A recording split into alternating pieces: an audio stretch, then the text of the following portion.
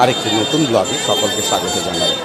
আজ আমরা বাড়ির সকলে মিলে চলে এসেছি নৈহাটির বড় মায়ের মন্দিরে পুজো দিতে। আজ শনিবার বলে কয়েক হাজার লোকের লাইন। আমরা দীর্ঘক্ষণ লাইনে দাঁড়িয়ে আছি। আর কিছুক্ষণের মধ্যেই হয়তো আমরা বড় মায়ের মন্দিরে প্রবেশ করব।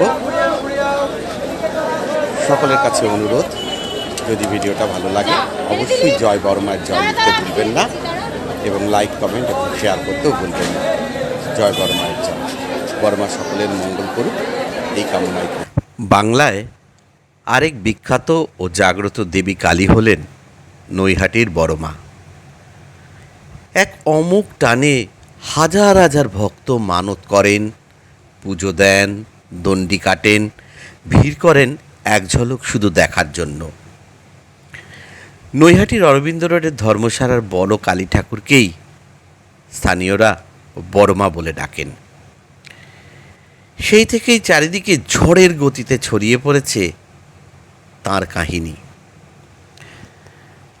আজ থেকে প্রায় 100 বছর আগে স্বর্গীয় ভবেশ চক্রবর্তী ও তার 4 বন্ধু মিলে নবদ্বীপে ভাঙা রাজ দেখতে গিয়েছিলেন।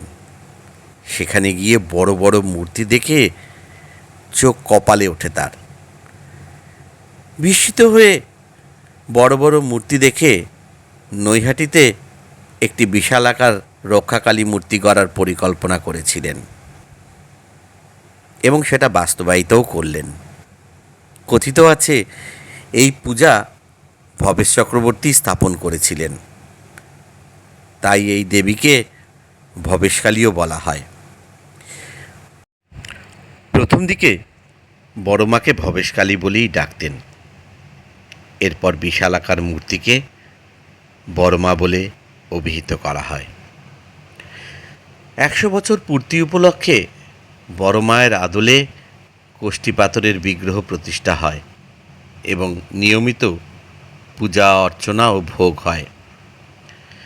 কিন্তু প্রতি বছর কালী পুজোর দিন বড় মায়ের মৃন্ময়ী বিগ্রহে পুজো করা হয়। কোজাগরী লক্ষ্মী পুজোর দিন এখানে খুঁটি পুজো হয়। স্থানীয়দের মতে এই পূজা সার্বজনীন হলেও কারোর কাছ থেকে কখনো চাঁদা নেওয়া হয় না। দেবীর গায়ের গয়না থেকে ভোগ, পূজার সামগ্রী, পূজার সমস্ত খরচ বহন করেন সাধারণ ভক্তরা। আর বড় মার গায়ের গয়না দেখলে অবাক হতে হয়, কারণ গোটা মূর্তি সোনা রূপার বিভিন্ন আকারের গয়নায় মোড়া থাকে। শোনা যায় বড় মা সোনা বা রূপা ছাড়া আর অন্য কোনো ধাতুর অলংকার পরেন না। তাই ভক্তরাই মনোবাসনা পূরণ করার জন্য বিভিন্ন সময় সোনা রূপার গয়না মাকে মানত হিসাবে দিয়ে থাকেন। হিসেব বলছে প্রায় 1.5 কোটি টাকার গয়না পরেন বড় মা। প্রতি বছর কালী পুজোয় সেই গয়না পরিয়ে পুজো করা হয়। স্বর্ণালঙ্কারে সেজে ওঠেন বড় মা। কালী পুজোর দিন 100 কেজিরও বেশি সোনার গয়না পরানো হয় বড় মাকে। থাকে কড়া নিরাপত্তা। তবে বড় মার পুজো শুরু না হলে নৈহাটিতে অন্য কোনো কালী পুজো শুরু হয় না। আর একদিন নয়, টানা 5 দিন ধরে চলে বড় মার উপাসনা। নিরঞ্জনের দিন দেবী মূর্তিকে সমস্ত স্বর্ণালঙ্কার খুলে ফুলের সাজে সাজিয়ে গোটা এলাকায় বিশাল শোভাযাত্রার আয়োজন করা হয়।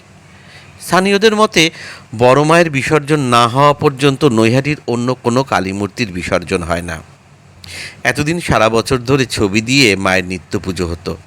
এখন কোষ্ঠী পাথরের বিগ্রহে পূজা হচ্ছে এবং এই বিগ্রহ আনা হয়েছে রাজস্থানের উদয়পুর থেকে।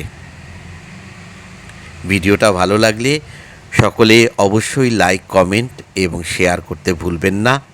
জয় বড় মায়ের জয়। বড় মা সকলের মঙ্গল করুন।